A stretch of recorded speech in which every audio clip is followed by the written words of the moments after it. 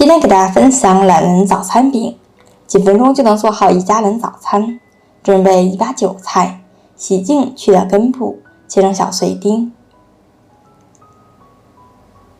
切好以后放入盘中。准备一个胡萝卜，去掉外皮，擦成细丝，用刀给它切成小碎丁。放入盆中。老姜切片，再切成细丝，最后切成姜末。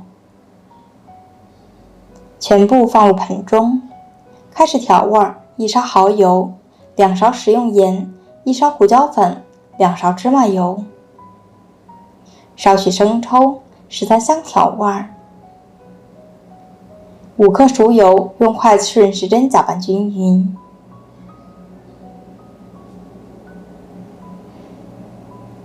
搅匀以后，放入一把虾皮，再次搅拌均匀就可以了。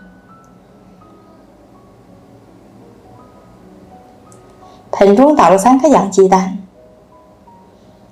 先用筷子打散，倒入110克温水，再次搅拌均匀。300克低筋面粉中加入1把黑黑的白芝麻，把搅拌好的鸡蛋倒进来，逆时针先搅拌均匀，搅拌至上劲，搅拌至没有干面粉，搅拌成像这样的稠稀度就可以了。把之前调好的馅料倒进来，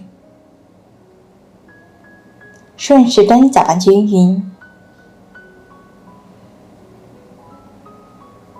放在冰箱冷藏发酵1晚，早上再来做。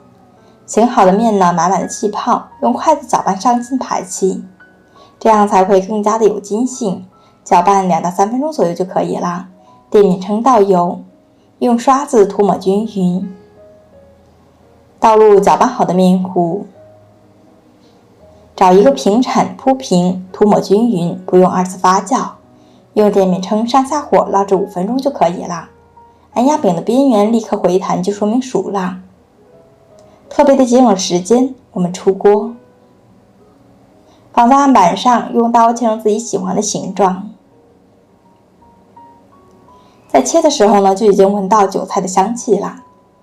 韭菜萝卜这样搭配呢，营养丰富，特别的好吃。菜和饼都有了，再来1碗小米粥就完美了。底部金黄酥脆，内里也是十分的绵软。做法简单，营养又美味。喜欢你也试试吧。